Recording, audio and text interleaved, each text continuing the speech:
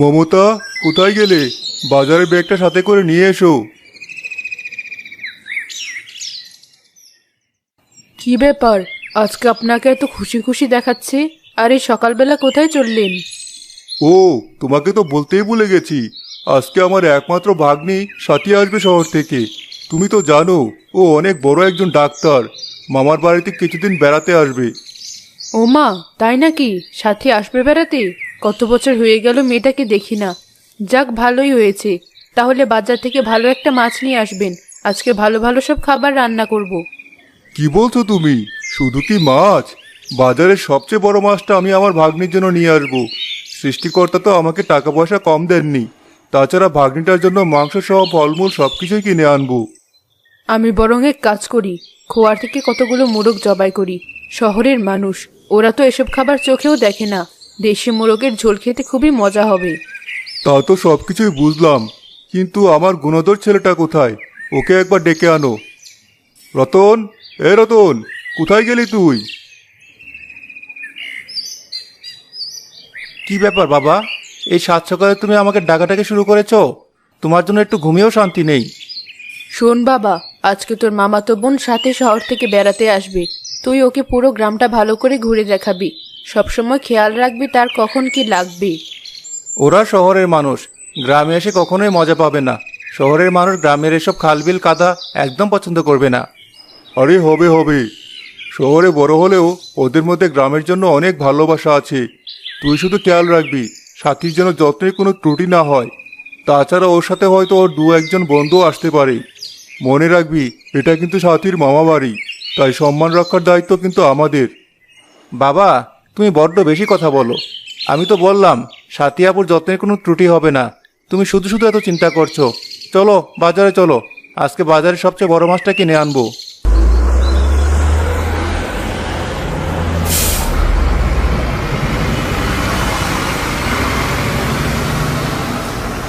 ভেবেছিলাম সময় হলে অন্য কোথাও বেড়াতে যাব, আর তুই কিনা শেষ পর্যন্ত এই অজপাড়া গায়ে বেড়াতে নিয়ে এলি।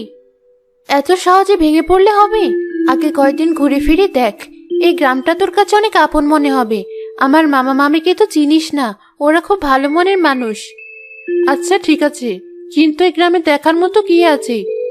সত্যি কথা বলতে এই গ্রামে দেখার মতো কিছুই নেই। কিন্তু এই গ্রামে অনেক পুরনো একটা বট গাছ আছে, যার নাম অচিন বৃক্ষ। লোকে বলে এই গাছের নাকি অনেক আধ্যাত্মিক ক্ষমতা রয়েছে। তোর কথা শুনলে রাগে একেবারে গা জ্বলে যায়। গাছের আবার আধ্যাত্মিক ক্ষমতা কিসের? এসব অশিক্ষিত মূর্খদের মধ্যে তুই আমাকে নিয়ে এসেছিস। একজন ডাক্তার হয়ে শেষ পর্যন্ত কিনা এসব আমাকে বিশ্বাস করতে হবে? বিশ্বাস করলে করবি, না করলে না করবি। তোকে তো কেউ জোর করেনি। আয়, সামনে এগিয়ে যাই।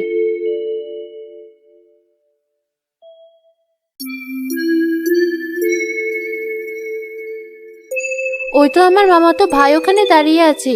রতন, এদিকে আয়।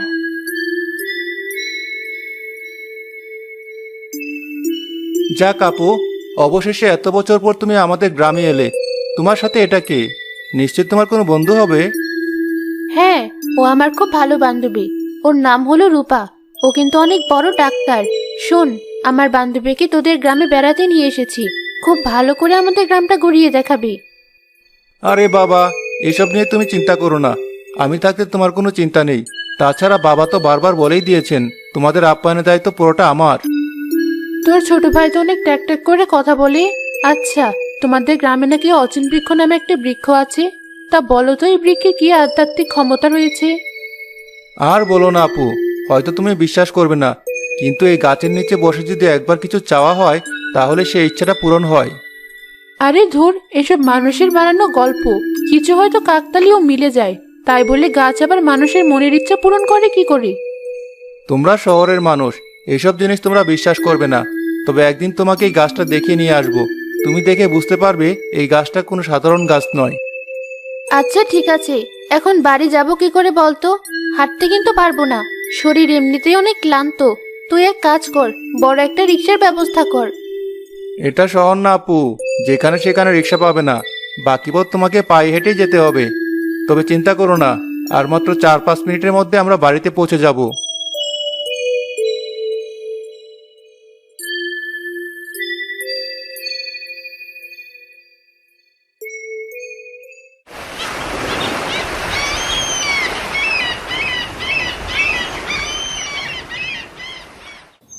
পরের দিন বিকেলবেলা ওরা সবাই মিলে গেল বৃক্ষ দেখতে।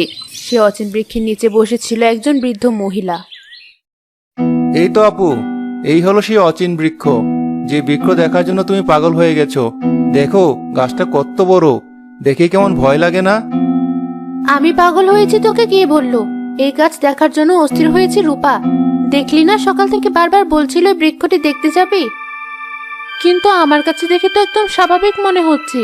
একটু পুরনো গাছ, কিন্তু অনেক শক্ত।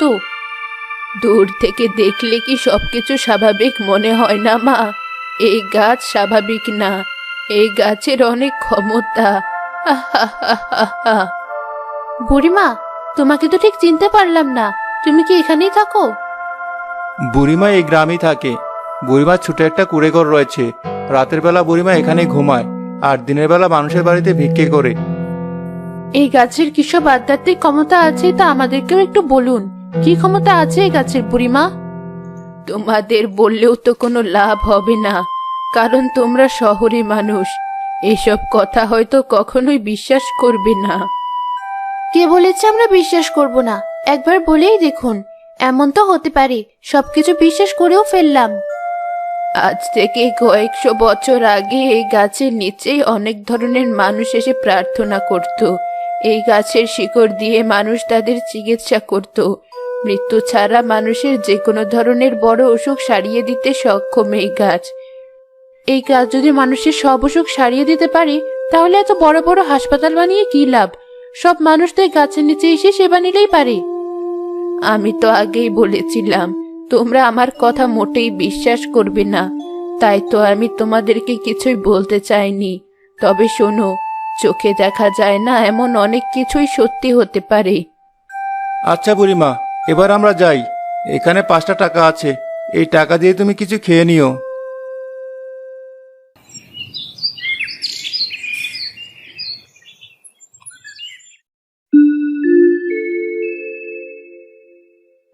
মা সাথী, তুই অনেকদিন পর বন্ধুকে নিয়ে বেড়াতে এসেছিস।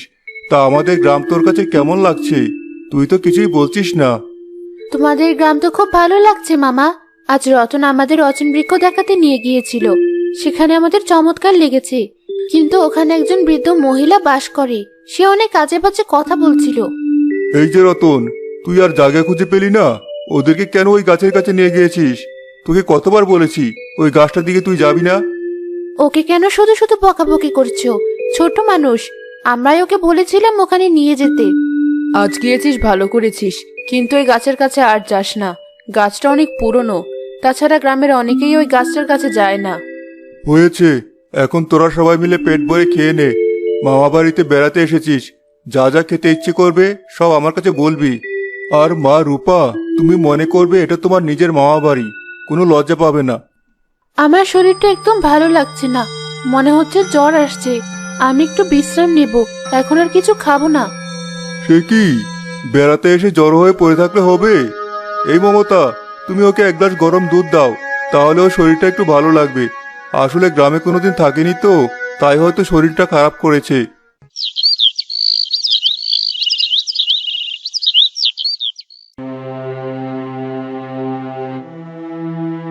মামা কোথায় গেলে? এদিকে একবার এসো। কি ব্যাপার, তোর আবার কি হলো? এই ভোরবেলা ঘুম থেকে উঠে বসে আছিস? রূপার শরীর অনেক খারাপ করেছে, সারা রাত এক ফোঁটাও ঘুমায়নি, জ্বরে কাঁপছিল। আর এক মুহূর্ত দেরি না করে ওকে শহরে নিয়ে যাওয়া উচিত। কি বলছিস তুই? ঠিক আছে, আমি ওকে এখনই হাসপাতালে ভর্তি করার ব্যবস্থা করছি। না মামা, ওকে এই গ্রামে হাসপাতালে ভর্তি করার কোনো দরকার নেই। আমি তো একজন ডাক্তার, আমি বুঝতে পারছি ওর বড় ধরনের কোনো সমস্যা হয়েছে। তুমি যত তাড়াতাড়ি সম্ভব একটা যানবাহনের ব্যবস্থা করো, আমরা শহরে ফিরে যাব। ঠিক আছে, তুমি কোনো চিন্তা করো না, আমি এখনই একটা গাড়ির ব্যবস্থা করছি।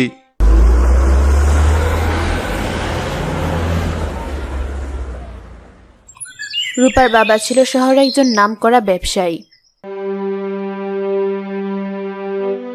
কেন যে তুমি ওই গ্রামে গেলে? তোমাকে কতবার বলেছি শহরে বাইরে যাওয়ার আগে আমার অনুমতি নিয়ে যাবে। বাবা, আমার শরীর এমনিতেই অনেক খারাপ, আর তুমি আমাকে বকাঝকা করছো। আমি তো অন্য কারোর সাথে যাইনি, বরং সাথে সাথে ওই গ্রামে গিয়েছি। তোমাকে মনে রাখতে হবে তুমি একজন ধনী ব্যক্তির মেয়ে। সমাজে আমার একটা মান সম্মান আছে, যার তার সাথে তুমি যেখানে সেখানে যেতে পারো না। আমি বাড়িতে ডাক্তারে আসতে বলেছি, ডাক্তার তোমাকে দেখে বলবে কি করা উচিত।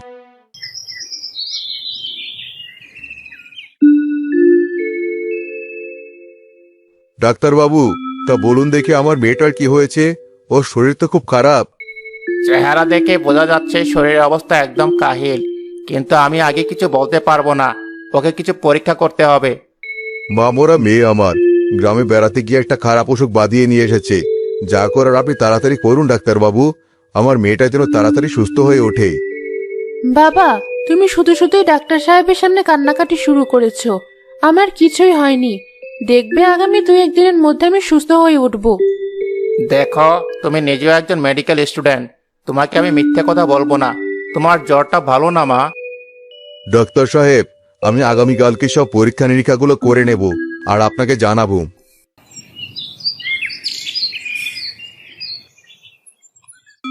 আজ তুই একা যে, তোর সাথে দুটো মেয়ে কোথায়?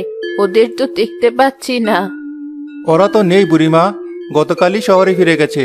আসলে ওই দুজনের মধ্যে একজনের নাম ছিল রূপা। তার শরীর হঠাৎ করে খুব খারাপ হয়েছে, তাই ওরা শহরে ফিরে গেছে। আমি তো জানতাম ওই মেয়েটার শরীর খারাপ করবেই। কেন করেছে জানিস? কারণ সে অচিন বৃক্ষকে বিশ্বাস করেনি। দেখবি, ওকে এই অচিন বৃক্ষের কাছেই ফিরে আসতে হবে। কি যে পাগলের মতো কথা বলো বুড়িমা! ওর শরীর খারাপ করেছে এমনিতেই, অচিন বৃক্ষের সাথে এর কোনো সম্পর্ক নেই। আর ওরা এখানে ফিরে আসতে যাবে কোন দুঃখে? শহরে কত বড় বড় ডাক্তার আছে, হাসপাতাল আছে, ওরা ওখানে চিকিৎসা করাবে। সব কিছুই হলো ভাগ্য।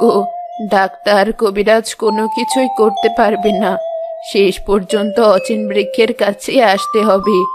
দেখবি আমি যা বলছি তাই হবে। গ্রামের সবাই ঠিক কথাই বলে বুড়িমা, তোমার মাথাটা আসলে খারাপ হয়ে গেছে। তোমাকে আমি একটা ভালো ডাক্তারের কাছে একদিন নিয়ে যাব। শোন খোকা, আজ তো চলে যাচ্ছিস, কিন্তু মনে রাখিস একদিন তুই এই বুড়িমাকে পাগলের মতো খুঁজে বের করবি।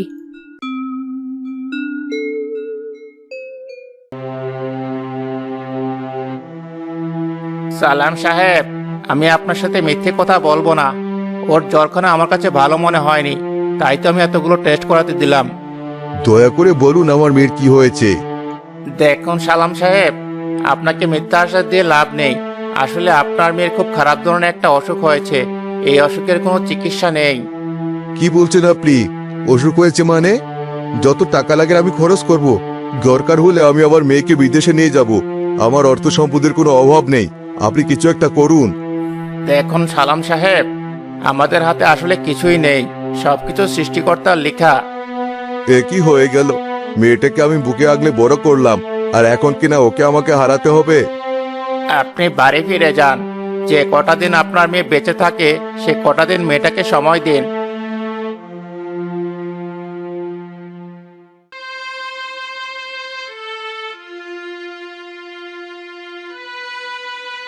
আমার কেন যেন মনে হচ্ছে আমার এই অসুস্থতার সাথে ওই অচিন বৃক্ষের কোনো একটা সম্পর্ক আছে। গাছ আমাদের পরম বন্ধু, কত কিছু দিয়ে আমাদের সাহায্য করে। এটা অস্বীকার কোনো উপায় নেই যে গাছের অনেক ঔষধি গুণাগুণ রয়েছে। আমি তো কিছুই বুঝতে পারছি না। তোর এমন মরণঘাতী অসুখ হবে আমি তো কখনো ভাবতেই পারিনি। তবে আমি একটা শেষ চেষ্টা করতে চাই, যদি তুই আমাকে সাহায্য করিস। কি করতে চাস বল? তুই যাই করিস না কেন, আমি সবসময় তোর সাথে থাকবো। তুই আমার সবচেয়ে প্রিয় বান্ধবী, তোকে আমি এভাবে হারাতে পারি না।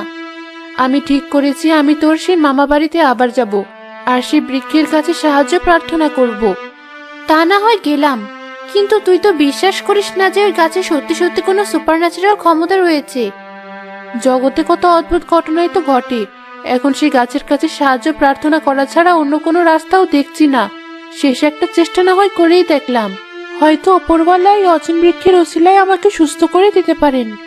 আচ্ছা ঠিক আছে, তুই যখন চাইছিস আমি তোকে সেই গাছের কাছে নিয়ে যাচ্ছি। আগামীকাল সকালে আমরা রওনা হব, আর আমি মামাকে আজকে সব জানিয়ে রাখছি।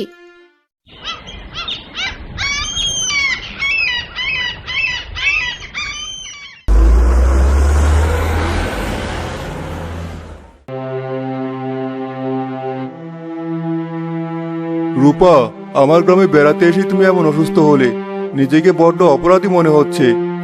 সাথী যখন গাছ নিয়ে এসব কথা বলছিল তখনই আমার খুব খারাপ লাগছিল। আমার কেন যেন মনে হয়েছিল খুব খারাপ একটা কিছু হতে চলেছে। সত্য মিথ্যা আমি কিছুই জানি না মামা মামি, কিন্তু রূপাকে আমি সুস্থ দেখতে চাই। তাই তো সেই সুপা হিসেবে আমরা যাবো ওই অচিন বৃক্ষের কাছে।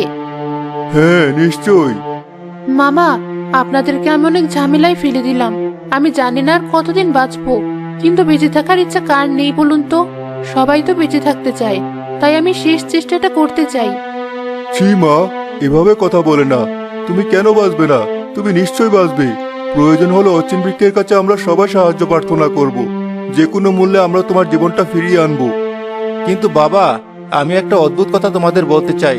সেদিন যখন ওরা শহরে চলে গেল, সেই বুড়িমার সাথে আমার আবার দেখা হয়েছিল। কিন্তু ওই বুড়িমার সাথে তো তোর রোজ দেখা হয়, এ আর নতুন কি? বুড়িমা আমাকে কি বলেছিল শুনবে? ওই বুড়িমা আমাকে বলেছিল রূপা আপু আর সাথী আপুকে নাকি আবার সেই অচিন বৃক্ষের কাছেই ফিরে আসতে হবে। আর রূপা আপু যে অসুস্থ হবে সেটা বুড়িমা নাকি আগে থেকে জানতো। কি বলছিস তুই? এ তো অনেক অদ্ভুত কথা।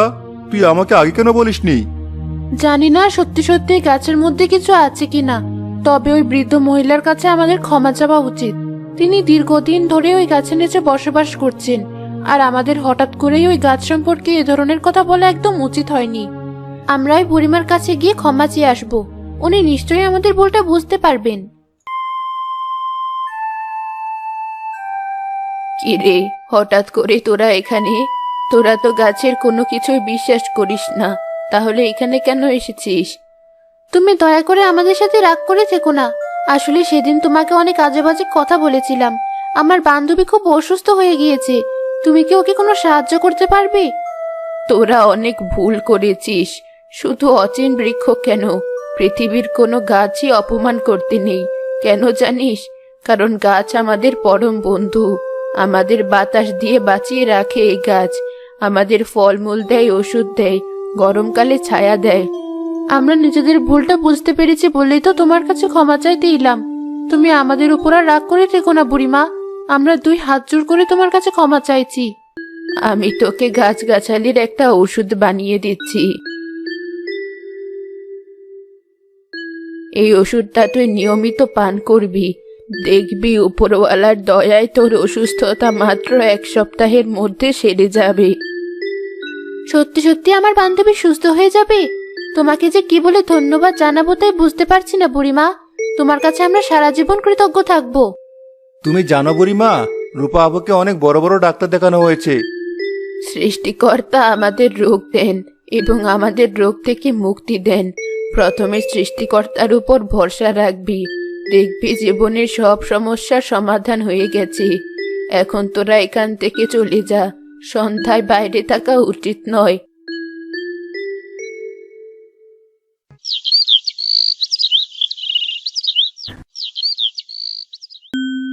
কিরে রূপা, তোর শরীরটা মনে হয় একটু ভালো লাগছে।